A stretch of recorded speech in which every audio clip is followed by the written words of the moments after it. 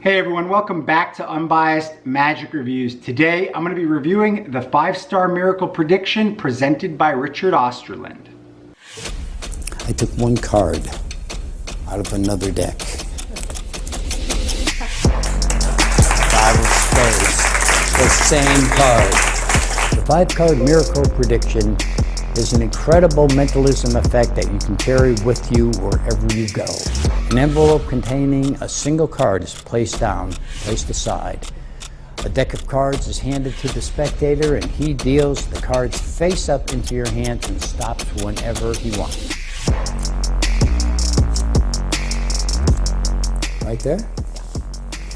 She stopped me at the 5 of spades. You saw that. The cards are all different. She could have stopped me anywhere in the whole deck. The 5 of spades. As I said, I took one card out of another deck.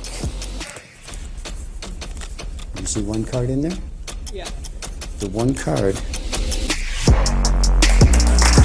of spades, the same card.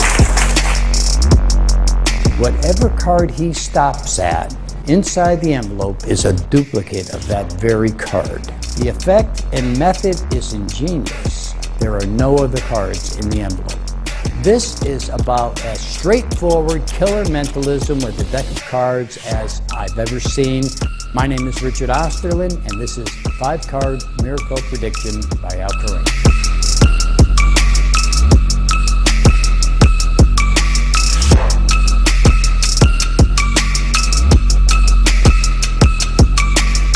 Alright, so PenguinMagic has enlisted Richard Osterlind to start teaching Koran's material. Now, I'm a big fan of Koran's material, so I decided to pick up this effect because it was trending in the #1 spot on PenguinMagic. I wanted to see if they had anything new to offer. These single effect downloads are about $10 a piece, and you can actually find them all in the book Koran's Legacy by Hugh Miller. Now, I picked up this book for $12 off of eBay a few years ago. If you want to pick it up now, it's about $20, maybe a little bit more. But what you're going to get here is you're going to get 19 effects from Koran. And so what is the 5-star prediction? Because they call it the 5-star miracle prediction, but the reality is that the effect is really called 5-star prediction, and it's actually the first effect in this book. So the effect is very simple. You bring out an envelope and you tell your spectator that you have a prediction inside of the envelope. You bring out a deck of cards, you have them deal the cards face up until they want to stop, and then what you do is you open the envelope and show them that your prediction matches where they stop. That's the effect in a nutshell. It's very simple and straightforward. Now, I'm going to go over a couple of questions you probably have about this and then give you my own recommendations. So, how is the ad copy? Is it legit or are they lying to you? Well, Richard Osterlind is lying to you. In fact, there's one part of that trailer where he is flat out lying to you, and you will find out when you get this instructional download or if you read the effect in the book. Does Richard Osterlind actually add anything to the original effect? Nope.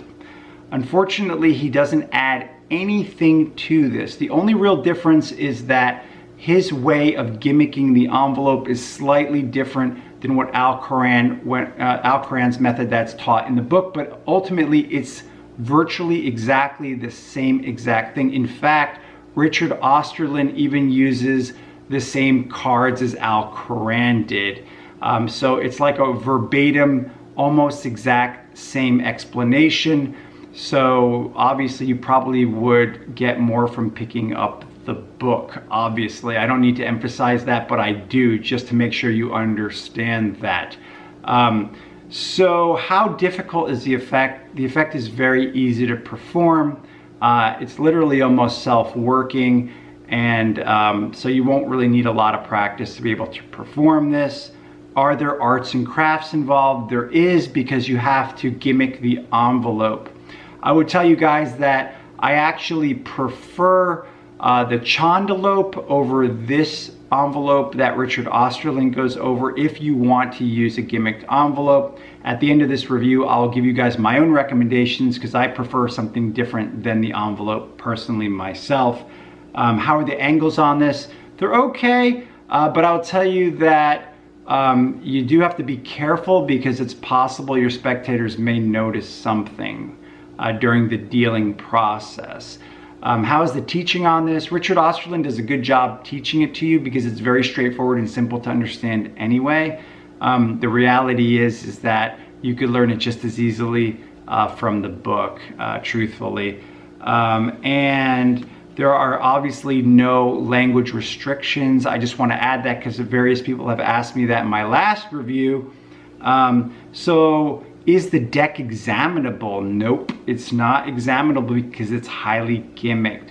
And because of that, you cannot let anybody examine it and you can't use the deck for anything else. So what are the positives of this routine is that it's very easy to perform, gets good reactions, and it's something that you could really impress people with.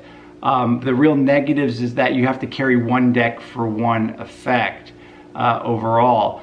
Is this worth picking up, this download? I'll tell you it's not worth picking up. In fact, I'm just trying to recommend to you guys that you should probably just pick up the book instead.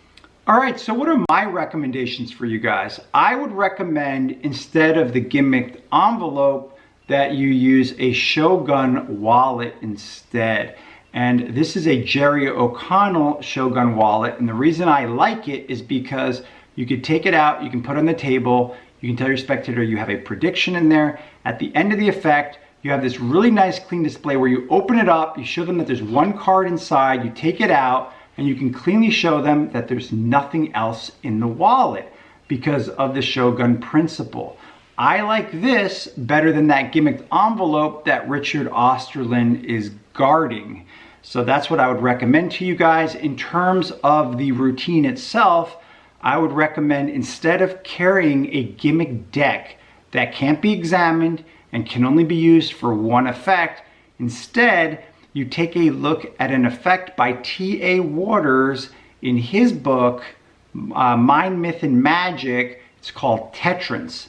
Now that effect has a slight bit more procedure, but it has the big advantage that you're using a regular deck. Now, the procedure that's involved is very simple. You ask your spectator to cut off a group of cards, any amount that they want. They count the amount of cards that they cut off. They have to admit that there's no way you would know how many cards they cut off. They count down to that number and they look at the card that's at that number, and that's the selection they've made. It matches your prediction. Virtually the same exact effect, but the big difference is you're just using a regular deck, and immediately afterwards you can continue and do other effects with the deck, and the deck is completely examinable. So for those people that are looking for a cleaner version, that's what I would recommend to you, and that is the effect that I use more frequently just because I like an effect where I don't have to worry that somebody wants to examine the deck.